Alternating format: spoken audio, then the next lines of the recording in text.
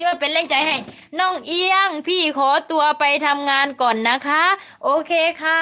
ขอบคุณนะคะขอบคุณหลายๆเด้อพี่นัดคุณสวยนะคะแล้วก็ขอบคุณที่มาส่งกำลังใจให้น้องเอียงขอบคุณหลายๆที่มาเป็นกำลังใจให้แล้วก็มาโยนเหรียญโยนสติกเกอร์ให้น้องเอียงเนาะมาเป็นกำลังใจให้น้องเอียงในการเฮ็ดช่อง YouTube นะก็จะมีขอบคุณหลายๆที่มาทักทายและมาซัพพอร์ตน้องเอียงจังใดก็ขอให้เจ้าทำงานสนุกทำงานราบรื่นนะคะมีแต่คนรักแพงขอให้มีช่องพี่ปังเฮงรวยๆเด้อพี่นัดคนสวยนะคะเนาะสวยแล้วก็สวยอีกสวยเรื่อยๆไปค่ะพี่เมย์พี่นัดนะคะเนาะก็ขอบคุณน้องเอียงกะได้แต่โตกับหัวใจนี่แหละไปบ้านพี่ก็ได้เนาะอันนี้ก็ขอบคุณที่มาซัพพอร์ตน้องเอียงขอบใจเบิร์ดทุกคนเนาะขอบใจเบิร์ดทุกคนที่มาคอมเมนต์บ่ว่าสิคอมเมนต์ในทางที่ลบบ่ว่าสิคอมเมนต์ในทางที่บวกน้องเอียงก็ขอบใจอย่างน้อยกับเขามาคอมเมนต์หั่นนะขอบคุณนะคะขอบคุณหลายๆเด้อจ้ะขอบคุณพี่นัทบ๊ายบายโชคดีพี่นัทโชคดีเด้อทำงานให้สนุกค่ะพี่ขอบคุณหลายๆที่มาซัพพอร์ตน้องเอียงกาดีอกดีใจเนาะที่ได้เจอมิตรภาพที่ดีแบบนี้ยินดีที่ได้รู้จักและฮักแพงเนาะขอบคุณชาวสาวๆล้านดวงตานะคะเนาะขอบคุณมากๆเลยนะคะเนาะขอบคุณหลายๆที่มาคอมเมนต์กันเนาะทุกคนเนาะขอบคุณที่มาแวะขอบคุณน้องเอียงห้องเพลงนี่แล้วน้องเอียงสี่ลงได้เนาะอันใดกะขอบคุณหลายๆที่อายอยู่ในใจเสมอขอบคุณหลายๆที่ให้รักมานำพากับวันข้างหน้าจะเก็บสัญญาใจไว้เฝ้าแต่ภาวนาอย่าแปรเปลี่ยนเมื่อวันผ่านไปเก็บพระคุณเป็นต้นทุนใจอยู่ในหัวใจเสมออยู่ในใจเสมอบ่อยู่ในใจเสมอหูบ่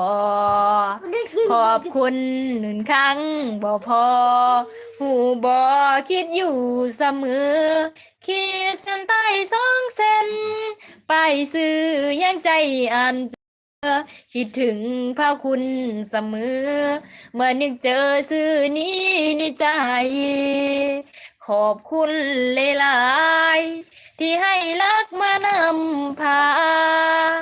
กาบวันข้างหน้าจะกอดสัญญาใจไว้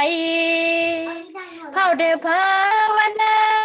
อย่าแปรเปลี่ยนเมื่อวันผ่านไปเก็บพระคุณเป็นต้นทุนใจอยู่ในหัวใจเสมออยู่ในใจเสมอบ่อยู่ในใจเสมอหูบ่ขอบคุณเหมือนครั้งบ่พอหูบ่คิดอยู่เสมอขีดเส้นใต้2 เส้นไปซื้อยังใจอ่านเจอ